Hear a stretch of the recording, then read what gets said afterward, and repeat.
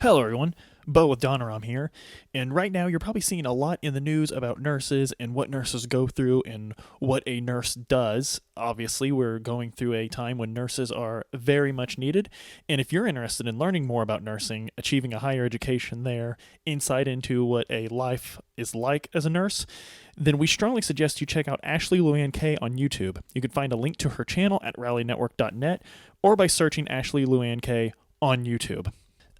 We're doing something a little different if you haven't already noticed. I am recording from home alone. We're going to be doing more of these monologues that you saw a few of from me earlier. And this, of course, is due to the Indiana's shelter at home order for COVID 19. Our governor has wisely told everyone that if you don't need to go out, you need to stay home. This is to flatten the curve and to ease the pressure that is being put on healthcare workers and essential workers like such as people working in grocery stores, first responders, these people that still need to work to keep society going, utility folk. These people need to stay working to keep society running, but we can help them by not going out as much. That way, this thing ends a lot sooner. I'm pretty sure every state in America is doing this right now. I'm pretty sure a lot of other countries in the world are still doing this. So please, if your area is under a shelter-at-home order, please comply with that. It will make everyone's lives a lot easier. My wife's life included. So my life included. I'm not really sure if I said wife's life or life's wife, but you guys get what I mean.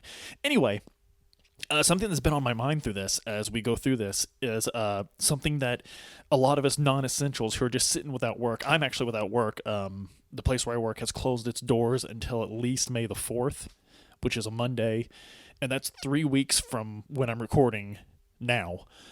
So I've got 3 more weeks in addition to the 3 weeks I've already had, at the very least. That's if this thing goes away. But something I've been thinking about is us that have just been sitting at home. Of course, I've been supporting my wife, who's, of course, still working, cleaning the house, taking care of the kids. But there's a whole chunk of my day where I would have been working that I'm not anymore. And I've had an inordinate amount of time to consume art that I love, to consume new art that I'm going to love. I'm actually looking at a stack of books right now. 2 by C.S. Lewis, 2 by J.R.R. Tolkien, technically 4 by Tolkien because one of them is the single volume edition of Lord of the Rings. And there's thankfully locally where I'm at, there's there's there's still a lot of art circulating and everything. But anyway, I read through the Hobbit and Lord of the Rings every year, and I'm going to get through them in a lot faster because I have, again, time of my day when I've got nothing to do but read. And as I was sitting there reading through one of the C.S. Lewis books, I've been thinking, man, this has really changed my perspective on a lot of stuff. I'm glad I read this book. And then I got to thinking, one of the things we're going to talk about after we're done with this, after the world's recovered, and a lot of people are of the opinion that we'll never go back to normal as we knew it.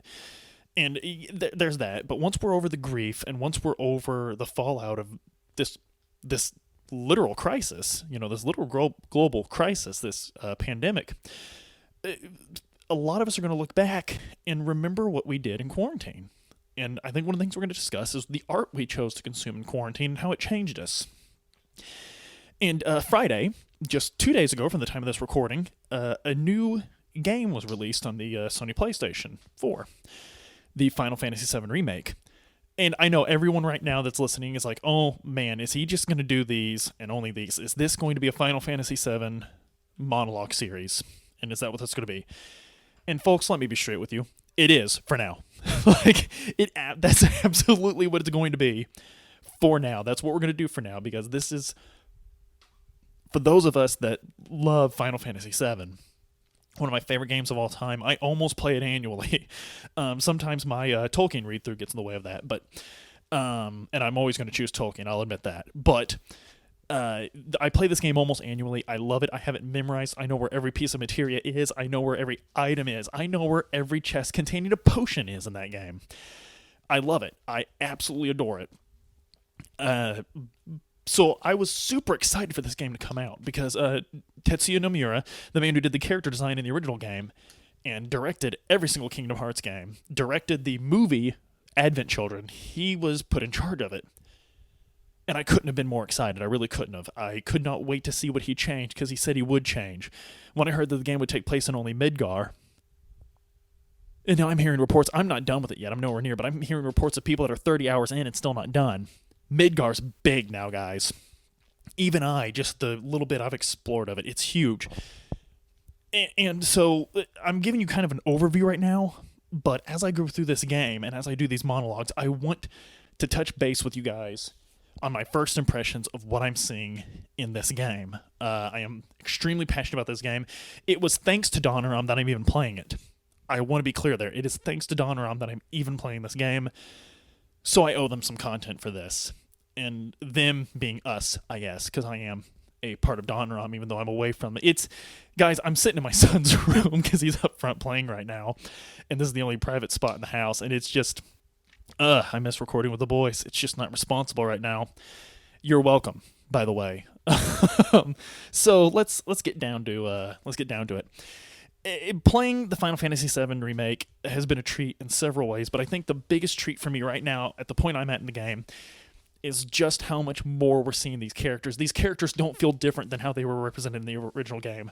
We're just exploring them more. It's kind of like in the original game, in the original game, they were people that you, they were just the people that you worked with, but they worked in another department, and you only saw them on break. And that's the only time in your life you saw them. But now it's like they're the people you work with, but you also go to the same church. You also are on a bowling team or a softball team. Like, you're getting to know these guys. And as far as the major differences that we have here, as far as the fact that Nomura has added so much more, there are still a few fans that are upset about this. They're like, no, it's not the way it happened in the original. Okay, that's fair. But from everything I'm seeing, this game is going to shape up to be a single-held story with the possibility of sequels. It's like the people that went and saw Lord of the Rings when Fellowship of the Ring first came out in 2001, and people were like, dude, they didn't solve anything. Yes, they did. You're just not... never mind. It's not even worth addressing those people. Anyway, Adam actually said I put it really well in that it's like when a new Robin Hood movie comes out, no one gets mad that it isn't the exact same as the old Robin Hood movie. It's like Cloud Strife is a legend, and we're seeing new interpretations of his legends every time one of these games comes out. Or every time, this is the first time they've had a remake, but every time we see Cloud, we're getting a new interpretation of his legend. And I love that. I absolutely love that idea. Not just because I said it, it's just because when I kind of said it, because I've been defending this game from the people that, have been so mad about it without even playing it, that I get a little defensive when I'm talking to nobody. kind of like those guys in trucks, that do their big why I hate government speeches or something like that. They're yelling and they're talking to no one. That's kind of how this game's making me. And I love it. Anyway, I want to discuss how much better we're getting to know these people, the people that I've met so far. We'll come back to this subject as I meet new people.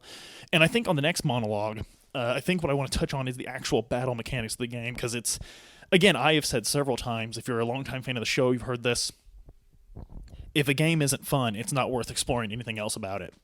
The first metric we should measure a video game on is this fun to play? There is just as much artistic expression in gameplay as there is in story. Period. That is the actual thing that separates a video game from all other forms of art. You're going to have to excuse me here. I keep getting winded because I'm actually pacing. I have the freedom to pace while I'm talking now because I'm not going to appear on camera. So bear with me here. And I'm just talking about something I'm very excited to talk to you guys about this. So we'll start with Cloud. We're learning more about Cloud, and Cloud gets to be an actual mercenary in this game. In the original game, Cloud took on 3 mercenary jobs that we saw. The first bombing mission, the second bombing mission, and Aerith's bodyguard. That's it. Those are the only mercenary missions he took on. He was hardly a mercenary. He pretty much was the classic hero from the get-go, really. But in this game, we get to explore Cloud's mercenary side a lot better. There's a lot more dialogue in this game, and it's all voice acted, so we're seeing his personality. The Cloud's always been this kind of too cool for school. I don't talk much. I'm not a people guy kind of guy. But we didn't really get a lot of that in Final Fantasy VII, the original, because, frankly, it just didn't have a very good English localization. It really didn't. It's notoriously bad. Of course, everyone, will mention the "this guy are sick," that line. So we just didn't have a whole lot to go off of there, but we're seeing his personality so much fuller now, and we're seeing a very cool character, and this is my favorite rendition of Cloud, even more so than Kingdom Hearts 1, and everyone knows I'm a sucker for that edgy hero guy. But yeah, Kingdom Hearts 1 Cloud still has the coolest costume, and I love that the costumes in this game are so accurate to the originals, just in an HD, really vamped up state. I really love that. But almost more interesting than Cloud. Not that I like him more than Cloud, but almost more interesting than Cloud is Barret. So Barret, even in the manual for the original game in 1997, Barret was identified as the leader of an eco-terrorist group, Avalanche. But it didn't really get explored. Barret was a good guy. Who cares? He's a good guy. Yeah, he bombed Mako Reactor number 1. Yeah, he did it. I mean, it was bad. It was killing the planet. We're getting actual dynamics that we would expect from a character that is the leader of an eco-terrorist cell in this game. It's a great... And by the way, Adam, when you put this up, put a spoiler alert on this for these fine folks, because I will be doing mild spoilers as I discuss these wonderfully made characters and wonderfully acted characters. The voice actors are just incredible. Oh, and Barrett's character design is just awesome. The Gatling gun just looks so cool on his arm. And his costume, it's just perfect. It's all perfect. And the sunglasses are just incredible. They're just a good touch. There's the scene on the train where he's giving Cloud his little, hey, not everyone can just move out of the slums if they don't like it speech. He takes his glasses off to look him in the eye as he's doing it. It's just, man, it's good. But anyway, after the first bombing mission, Avalanche clearly has some doubts about what they did. And when you meet Tifa later, Tifa's even like, I flat out don't like bombings. Like, this is wrong. Like, we're being just as bad as they are. And that's really interesting to me that Avalanche has all these doubts, because they mentioned them in the first games, but you kind of have a dialogue option, I think, or something. For a game I have memorized by heart, I can hardly remember how they managed their guilt after the first bombing mission, because it just wasn't addressed that well. It's almost as if it's like, hey, man, we shouldn't have done that. And someone else was like, hey, but, we should have as well. And they're like, oh, I never thought of it like that. Like, it's not really addressed. But in this game, immediately afterwards, you're sitting in the Sector 8 upper plate, and people are gathered around. Like, these people just saw a Mako reactor blow up. They just saw a power plant blow up. Holy crap. And, they're sitting there. There's a lot of damage even in Sector 8. And these people are like, oh my gosh, my son lives down that road and it's blocked off. Or people are like, oh gosh, my kids was at my sister's. Is my sister okay? Is my kids okay? It looks like the aftermath of a bombing, not just little sprites running away from nothing. And so the whole Avalanche crew is like, man. And of course, it's a little thing that was added is President Shinra and Heidegger. We see them as the bombing mission's going on. And they clearly pulled something to make it happen worse than it was. Worse than it would have been had the Avalanche bomb just went off. So there's that, but Avalanche doesn't know that. They think they messed up and made it too big. And they're like, man, this stinks. And Barret turns around and gives them the, hey, we knew this. We knew there'd be collateral damage. We got to look at the bigger picture. We're the good guys. And it's this very, almost Senator Armstrong from Revengeance, like a, world's biggest omelet kind of thing. It's very disturbing to hear him say it. Because it's literally like, hey, I know innocent people died, but this is for the cause, man. And it makes so much more sense for the character to be like this. And of course, after this big speech, we get to see Barret being lovable Barret again. We see him, about 30 minutes, 45 minutes later in the game, finally get to the Seventh Heaven bar and play with Marlene. And he's just very nurturing and caring. He's an actual character with actual dynamics where we can't just be like, oh, this is the good guy. He is, obviously, but there's things that make us doubt his motives. And of course, people who played the original Final Fantasy VII know that he has an ulterior motive for sticking it to the Shinra rather than he's just sad that the planet's dying. He is, but there's more to the story than that. but we don't know that that's going to happen again. That's my favorite thing about this game is rediscovering everything. I don't know that what happened before will happen again, and that's incredible. Everyone that wanted a beat-by-beat remake, why? Why render the first game unplayable? It's a classic game. I re-downloaded it just to play it again after I'm done with this, because this game is reminding me how beautiful the original game was, and vice versa. That's the true beauty, and that's why Nomura is he's incredible. He's absolutely incredible at what he does. So moving on to Avalanche, Wedge is still comic relief. He's a big, lovable guy, but I'm already seeing that there's probably going to be more there to it than that. Big seems capable, but also he's kind of like a Shikamaru from Naruto.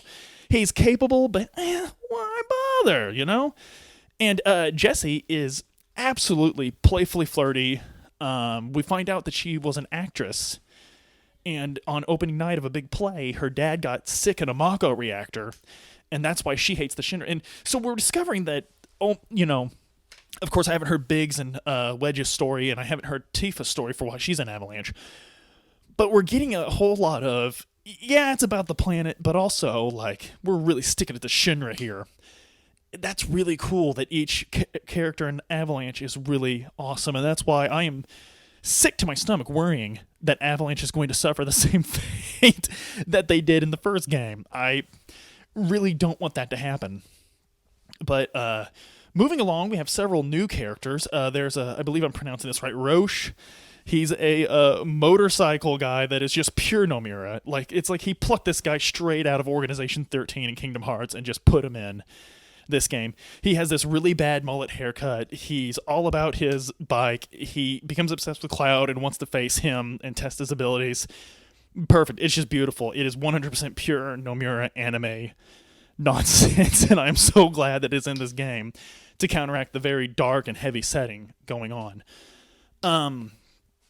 Cloud gets an apartment. One of the first things Tifa does when he gets to Sector 7 is Tifa sets him up with his own apartment. You have your own place to stay. Shops replenish their stock. They have different things in stock when you go back to them. And as you do jobs, as you take side quests to do mercenary jobs, your reputation as a mercenary gets out, and certain shops will give you discounts depending on what you did. It's really cool. Sector 7 has a factory, an old abandoned factory that serves as like a mini dungeon where you go to do a lot of these things. There's a place called Scrap Boulevard, which is a big landfill, apparently. There's so many more new areas to explore, and Midgar feels alive. There's a living, breathing city going on here. It feels more real. There's already new types of materia to discover. Materia works a lot like it did in the old game, and that's kind of a neat little thing. Cloud already has a weapon you don't get in the original. Well, it's kind of complicated, but you get it at a different time. And guys, I love it. I am loving it. I've already talked way more than I should have on a monologue about this. And as we go on and we meet more characters, or we learn more about characters we've already met, I'll revisit those in later monologues as I trudge through this game. I haven't had a chance to play yesterday or today yet. I'm going to do that after I'm done doing a few monologues. And next time I want to touch on the mechanics of this game, because they're so good. They're so good. So this is Beau. And I hope you'll come back and listen. Really hope you're all staying safe and doing the responsible thing. I really shouldn't even tell you guys the social distance. You're Donneron fans. You should be at home playing video games anyway. This is our time to be heroes. So, heroes let's be, my friends.